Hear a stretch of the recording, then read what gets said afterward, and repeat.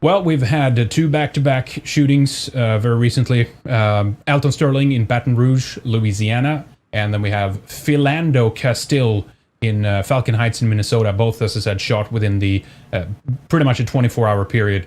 We have Lana here with us, and we also have Matt Forney sitting in for a discussion for a bit to break down some of the oddities and also some of the ways that the media is spinning this event, as they always are. They're using their own narrative and they're running with this thing like nothing else. And I want to bring you in first, Matt, and actually comment on this a little bit. You've been looking into this as much as we have here in the throughout the day. Why don't we begin with the Philando Castile case? What have you been able to find when it comes to who this guy is and why the media is picking up on this in the way that they have? Well, Henrik, the big thing with Philando Castile that they're obviously trying to depict this as yet another case of an innocent black man being gunned down by evil racist cops, in this case a Chinese cop, so not sure that fits in our narrative. But the big thing I know a bunch of other people have noticed is that the shooting video that his girlfriend, Lavish Reynolds, doesn't seem right. It almost seems fake. There's a lot of discrepancies about it that don't make a lot of sense. And there's also the fact that Castile himself was a member of the Crips, which is the national black gang based out of L.A. So they're trying to avoid that point as well. He was not some innocent. He was not some innocent angel. He was a gang member, and we don't know, like for example, what he did to sort of provoke this shooting, because that's one of the conspicuous things about the video. We see LaVille Reynolds and his Philando Castile like dying after getting shot. We don't see the actual shooting. We don't actually see what the initial interaction with the cop. No. Why was that filmed, and why was this filmed, and why wasn't that filmed? And why isn't she? I mean, he's bleeding right there. If that was my husband, I'd be like, taking off my own shirt and putting it on the wound to stop the bleeding. I would be worried. Yeah, it's like, I wouldn't. Yeah, I wouldn't think, let's go live stream this, right? Yeah, she's acting like she's performing for an unseen audience. She's like, oh my god, he's dying. She's doing nothing as he's bleeding out there, And also her tone is completely flat. Like I joked that on Twitter that she might actually fail the Voight-Kampff test. Like if I were, most normal people, if their loved one was shot in front of them, they'd be like hysterical, screaming, they'd be crying. She's almost completely flat emotional. Oh no, they shot my boyfriend. He just shot his arm off. We got pulled over on Larpener. I told him not to reach for it. I told him to get his hand open. You told him to get his ID, sir, and his driver's license. Oh my God, please don't tell me he's dead. Please don't tell me my boyfriend just went like that. Keep your hands where they are, please. Yes, I will, sir. I'll keep my hands where they are. It's very awkward. It's very strange. I gotta say, I've never seen anything like it. She's initially very calm. Okay, granted, I must say as well, though, I mean, I haven't been in a situation where someone right next to me have been shot. Maybe this is to give her the benefit of the doubt. Maybe she's in shock. Something's going on. She obviously showed rage and anger later on, but it's something very bizarre. And Matt, you pointed this out too. Why didn't the police tell her to drop the phone? Right? How is she even allowed to hold something in her hand? Yes, standard police procedures that you take when you take someone into custody, you have to take their phone away. You don't want any communications devices on someone who is a suspect. Yet she's filming this entire thing. She's filming the confrontation with the police. She's filming in the back of the police car. She was handcuffed. We in the back seat of the police car. Yeah, they don't even ask to take the phone away, which is even going past normal police procedure. Knowing all of the stuff that goes on every time there's a police shooting, you'd think that would be the first thing the police do. Put your phone away, get your hands up. I've been in a situation before where I had cops aiming guns at me. The first thing they do is they want to see your hands and make sure there's nothing in them, so that you can't like pull a gun or anything, to ensure their own safety and the safety of innocents around them. I don't see any of that here. That doesn't make any sense. No, he was shot in the arm. I think, but I couldn't see yet to determine if it was just 4 times in the arm or if he was hit on the side. Do you know, Matt?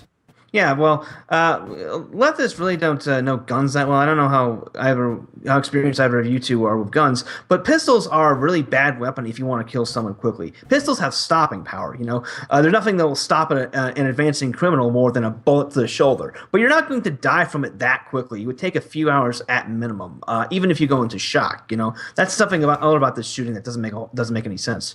Also, she said, did he have, I want to know, did he have ID on him? She said, oh, he's just reaching for his ID. Well, then later on we learned he had a firearm. Well, he's a felon, so how does he have a concealed weapons permit when she said he has a permit? Can you get a permit when you have a record like that? I think, he could have been reaching for his gun because they're all paranoid about cops all the time, right? You probably cannot get a concealed carry firearm in a liberal state permit in a liberal state like Minnesota if you have a record. I live in Illinois, which is a roughly liberal state as well, and it's very difficult to get guns here. In fact, felons are barred from owning any kind of gun, period. In a liberal state like Minnesota, they're not going to be giving guns to felons and members of the Crips. She's sitting later in the car, as you pointed out, Lana, with apparently handcuffs. She must have had the phone in her lap then. I don't know how she filmed that if she's in handcuffs. It's just kind of bizarre. Yeah, wouldn't the cops take it right away from her, right? Like you were saying, Matt, they take away the communication devices, right? And then they're going to handcuff her. So how would she get the phone? They also confiscate all personal effects as a matter of standard procedure. They don't do anything. They're comfortable with this hysterical woman just filming every single thing. The whole narrative has obviously also kind of failed on them. We'll talk about the second shooting here in a little bit, but she says in the video that the police who shot her man there is an Asian cop, right? And that's why I was curious, because in the other case, they actually released immediately, I saw it on CNN, the police pictures of the two guys in the other case immediately, because it was two white guys. In this case, Matt, I haven't even heard them say anything. We're kind of waiting still to get the name released on the gentleman to be able to determine if he might be Asian or not. Yeah, they're currently trying to frame this, as they always do, as a case of a white racist cop oppression. But here the cop is a Chinese, and they're clearly trying to sketch a narrative out here by keeping the guy's name from becoming public. Yeah, I've been looking, and as we're filming this, I haven't seen anything about this supposed Chinese cop. And of course, he could be some other Asian ethnicity. She just said Chinese, right? But then when you go Google it, Asian cop shooting, nothing comes up. They don't say anything about that except a few quotes by her. But if you go Google the other story, it's, black man shot by white cops. It's Sure. so obvious, Yeah, right? Of course. Well, one of the other things I saw too was that apparently he was pulled over for a busted taillight, and apparently the photos doesn't show a busted taillight. Yeah, those taillights look fine to me. You know, it's So this is kind of, I guess, Matt, it's reason for suspicion to a certain extent, right? I showed you another clip of the body. We can play that here in a second, but the mom was not allowed to see the body yet. Yeah, I mean first off, the initial where they transfer the guy doesn't make any sense, because Falcon Heights is in Ramsey County. It's a suburb of St. Paul, and they went to a medical facility in Hennepin County, which is where Minneapolis is located. Now, I've been up there. St. Paul and Minneapolis are about a half hour apart. When you have someone who's been shot and may be dying and needs immediate medical attention, you transport them to the nearest medical facility. But they deliberately went to one that's out of the way, and the Philando Castile's, like you said, Henrik, his mother was not allowed to identify the body. Something fishy is going on here.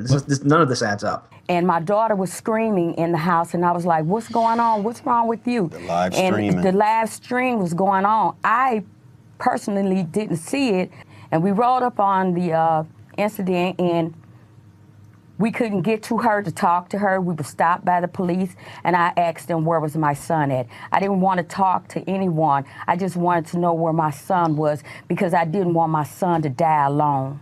And what was the answer to where your son was? Here it is. First it was, I don't know. And then the sergeant that was there at the site, he came back and told me that he was at Hennepin County Medical. And I said, well, why did you take him there? Why didn't you just take him down to Regents Hospital? Because I thought that was a little bit closer than Minneapolis. But by the time we got to Hennepin County, he was already deceased. And they didn't let me see my son's body. At all? At all. She hadn't seen him yet. I have not identified my son's body because they didn't let me. They're clearly trying to hide something. They're trying to cover up the fact that the real what's going on here, because that's typical procedure. You have to identify the body immediately in order to process it legally. To file a death report for the coroner. Why aren't they letting her see her own son's body? The answer is because something happened with this shooting that the public, the police, etc., don't want to be known. She also seems awfully calm, right? She's not really crying or freaking out. Oh my God, they didn't let me see the body. You know, a mom who just lost her son would be a lot more worked up than that. Did the entire human population get replaced by replicants or something? I mean, what the hell is going on here? Well, it's true. It should be pointed out. It was same thing then again with the woman. She was very calm in the car. You know, sir, you shot my husband, or not husband, but you shot my man here, sir. So I don't know what to make of it. Is it a false flag, guys? Well, we've I've talked about this before. This is Black Lives Matter was planning this was according to the hack of DeRay McKesson's Twitter account. They're planning something called the Summer of Chaos, which is mass uprisings in every city, as well as particularly trying to disrupt both the Republican and Democratic national conventions later this month, with the intent of trying to get President Obama to declare martial law and cancel the elections. Black Lives Matter has been trying to cause chaos in cities across the U.S. ever since the Ferguson incident. You know, you have what happened here in Chicago. You had Baltimore. You had actually there was roughly a year ago there was another incident in Minneapolis with a black guy named Jamar Clark who was shot by police, and that was turned into a big cause celebre, although it was revealed that he had been beating his girlfriend, and the reason the police had shot him because when the EMTs showed up to get his girlfriend away from him, he started beating up the EMTs. So, yeah. All right. Well, I mean, one of the things, Matt, that you pointed out here, too, is Philando Castile's Crips gang affiliations? Yes. Yes, the Crips are a major gang based out of L.A., the Crips and the Bloods, actually. When we talked about Alton Sterling was a member of the Bloods. So these are major, very big, very dangerous gangs. So this is, let's see, it's Charles Johnson's research over at gotnews.com that's pulled some of this out. And it looks legit to, as far as I can tell, first glance. Yeah, one of the more interesting details he actually uncovered was that Lavish Reynolds, she's claiming the video that Philando Castile is her boyfriend, but his Facebook profile says that he's single, I believe, and her Facebook profile says that she's married. So from what the hypothesis is that she was just his side girl, and she's trying to capitalize on his death. In fact, there's a Facebook status from her near the end of the post in which she basically sort of expresses glee that he's dead, or says that she doesn't need him or whatever, the usual I don't need no man type attitude. That's interesting. So what do we make of this then? I mean, is there because obviously there is financial incentive actually in these cases now. Anytime the blacks get shot, they fast track millions to the families. Right. Millions. Exactly. I haven't heard of this so far with cases when there's been white kids who have been shot by black cops and white cops. I still haven't heard of any of those families getting millions of dollars after the event. Yeah. Yeah, not just millions of dollars, but also police are being browbeaten to not there's been something called the Ferguson offense that's been taking place with police departments across the country, where police are now afraid to do their jobs because if they deal with a violent minority, a violent black person, it's almost certainly going to become national news, and they're going to get pilloried as a racist and whatnot. So we're actually seeing this was reported by the New York Post. There actually been an increase in the violent crime in the past couple of years, which is a reversal of the trend that's been happening since the early 90s. Violent crime had been going down, now it's going back up, because the police are afraid of doing their jobs.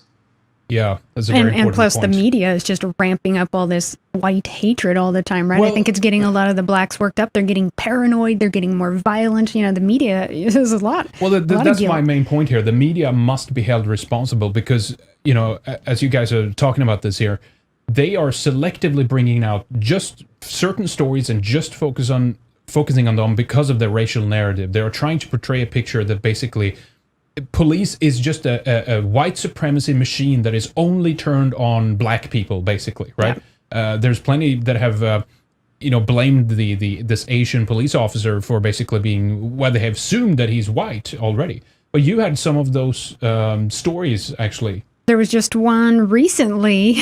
Cop shoots white guy in Fresno. Nobody pays attention, right? His name was Dylan Noble, 19 years old. This just happened last week. I didn't hear anything about it. Did you guys? He was a unarmed, nice country boy, shot dead. Okay. I wouldn't have heard about it if you hadn't just told me about it, Lana. And the thing is, it's just mainstream doesn't touch these. You have to go really look at more smaller sources or local or alternative sources to get these stories, you know? And then, of course, we know this one, black cop shoot and kill 6-year-old white boy with autism. Whatever happened with that story, right? Yep. There was another one in Utah. This kid was, and by a black cop, by the way, was gunned down, shot. I mean, there's been several of these that you don't hear about. Why does the media not focus on it? Because it doesn't fit their anti-white narrative, like you said. You know, it's all about destroying white people, and they're going to use any story they can, even if they have to lie, to tear down white people, to make them feel guilty, right? Yeah. Yeah.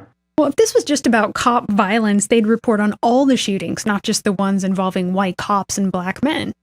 But they don't. They push this narrative, and at the same time, they're also pushing the whole lone white male shooter narrative. Like we saw after the Orlando shootings last month, all of a sudden, everyone was like, "Oh, another crazy white guy goes on a shooting spree." Then it was revealed that it's an Afghani Muslim and a supporter of ISIS and a registered Democrat. And suddenly, everyone goes hush hush. They started talking about statistics. I heard it on CNN, and Don Lemon and Wolf Blitzer and all these people are like talking about, this isn't just emotional. This is the facts, right? That more black people are targeted than whites, right? But it's, we know also about this statistics, right? Let's talk about that for a second, because there is a reason, a logic to a certain extent. No matter how much people hate it, no matter how much they disagree with it, that there is a schism, if you will, between cops and, of course, the black population, because they are overrepresented in violent crimes, right? So, when they go into a scene like this, some of these cops, they are there to defend, or try to protect and keep the peace among people who, in many cases these days, hate them, right? They hate, and with the media's help, they have ramped up this incredible hatred towards, the police. So surely they must be responsible at some stage here. I would also point out that part of the reason why blacks have so much problem with the police is because when they do get pulled over, they're more likely to resist arrest. Now, one of the first things, of dealing with the cops that anyone needs to know is that the first thing the cop has to do is to assess whether or not you're a threat. And so you have to show them that you're not a threat, and then you will have a relatively peaceful encounter. But then this is going all the way back to like Rodney King back in the early 90s. Everyone saw the video of Rodney King getting beaten by a bunch of cops. What they didn't see was the multi-hour-mile police chase he made them on because he refused to, deal with the law respectfully. Same thing with all these other cases: Laquan McDonald, Jamar Clark, probably Alton Sterling, probably Philando Castile. They were probably doing something to provoke the cop, and as a result, if you screw with the cop, they're going to screw back with you, and they've got the law on their side. It's interesting, though, that we don't hear about the cops. Let's say over the 4th of July weekend alone, there were 65 shootings, right? in Chicago? Yeah, in Chicago, in the diverse areas. Yeah, I could kind of hear some of them from my apartment, so it's like... Well, that's crazy if you think about that. Again, it shows the fact that the media is only selectively focusing on certain things, and it produces reactions like the following. I can't sit here and say that I appreciate anything that Governor Dayton said, because this is the 3rd time I've been to your house for my people being murdered, fam. This is the 3rd time I've been to this mansion regarding my people being murdered. I've been to your house, never been invited here as a guest to meet you, as a community activist and leader. I've been to your house because your people keep killing my people. Your staff keep killing my staff.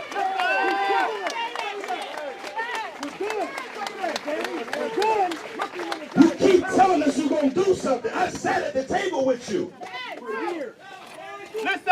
I just want you to put some action on it. Put some respect on our people's names. That's all I want. I just want it to be real. This isn't black anger. This is black grief. This is black pain. This is black hurt. These aren't black people out here mad protesting. These are black people out here mad because we're tired of our children being murdered in the streets.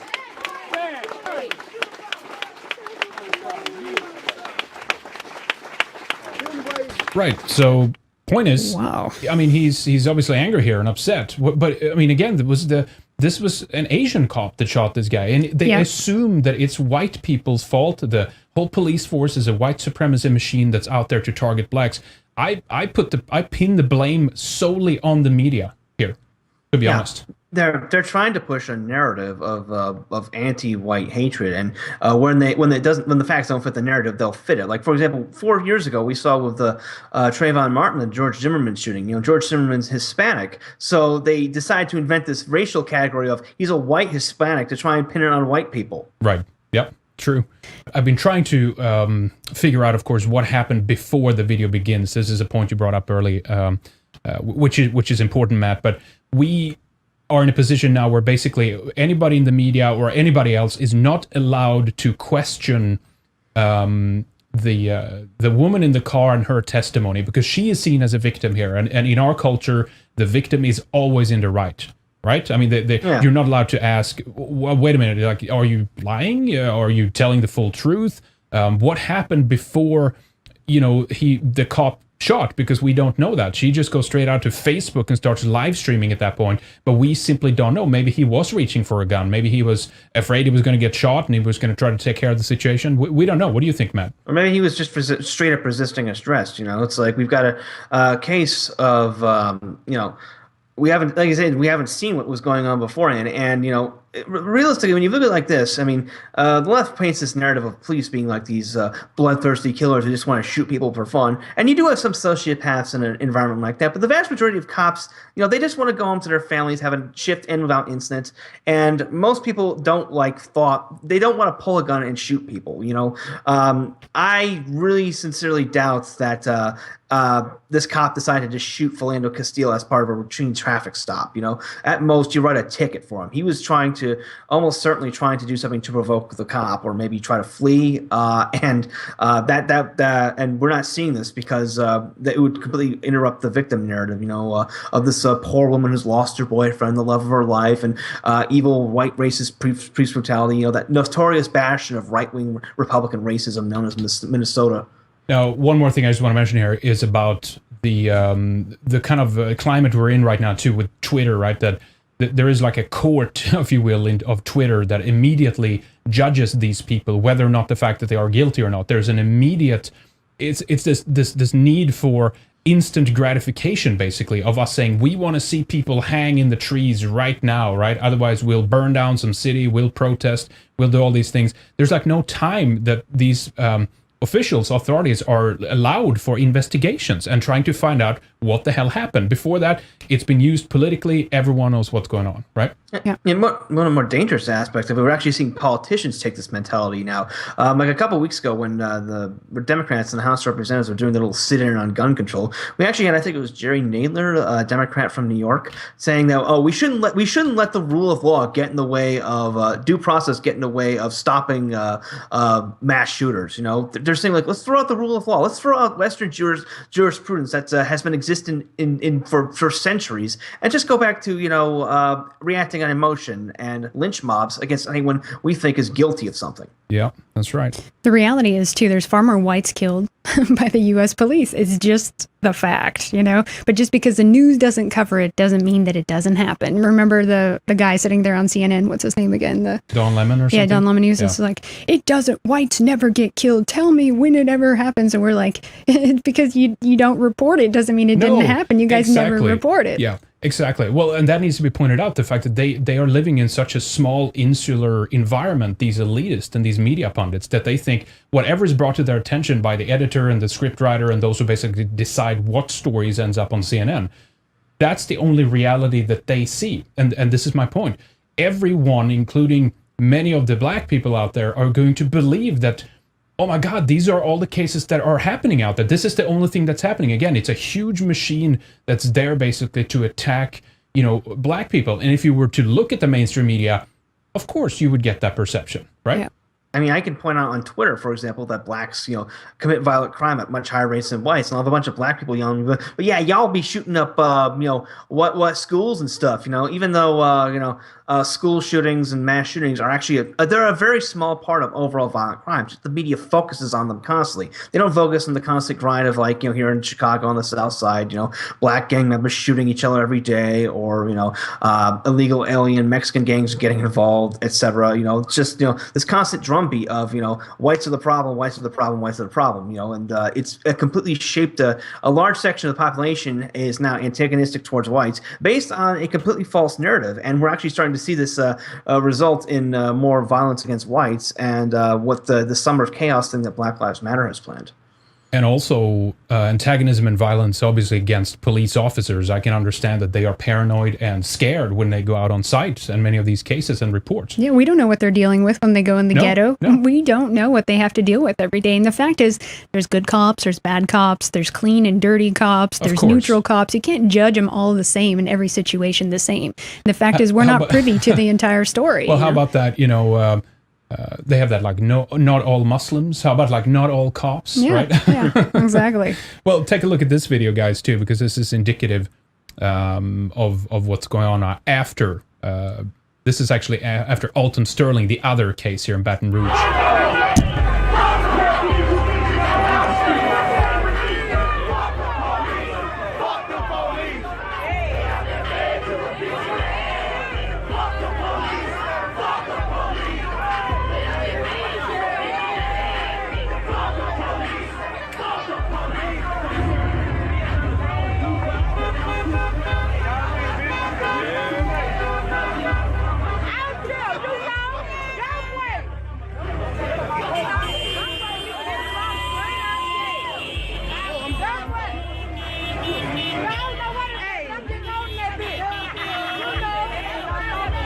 It's like turning into a party or something,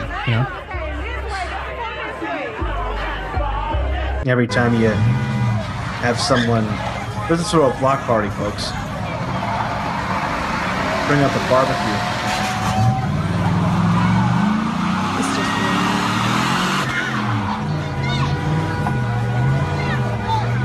All right. Anyway, so the point is, it turns quickly into just a really just dramatic scene. Riots. And it's just riots and everything else.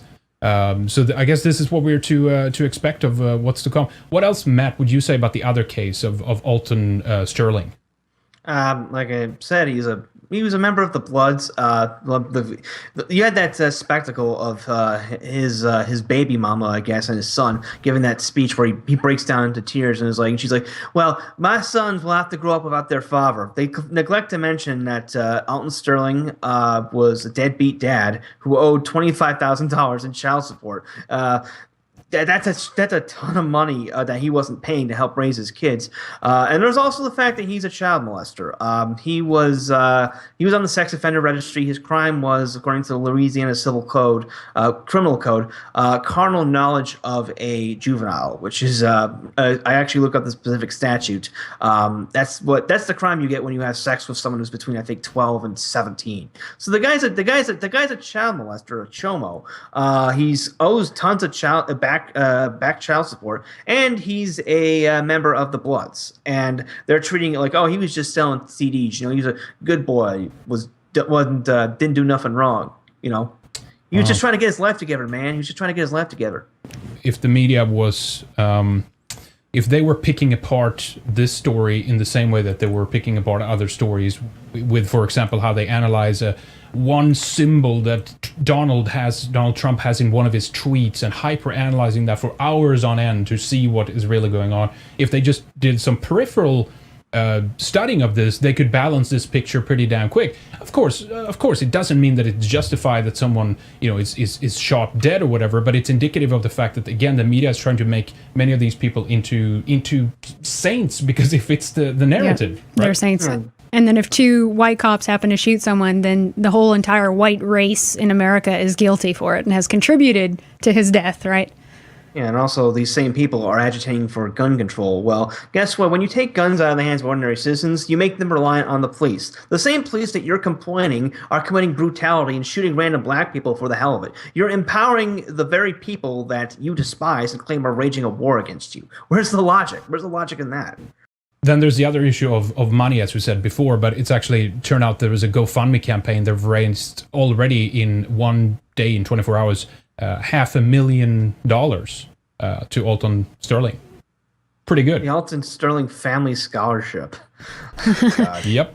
And then I'm sure the city will give them much more after this is done, And then it's funny because we put on CNN and they want to educate us in this new term they learned, unconscious bias. But of course, only white people have it, though.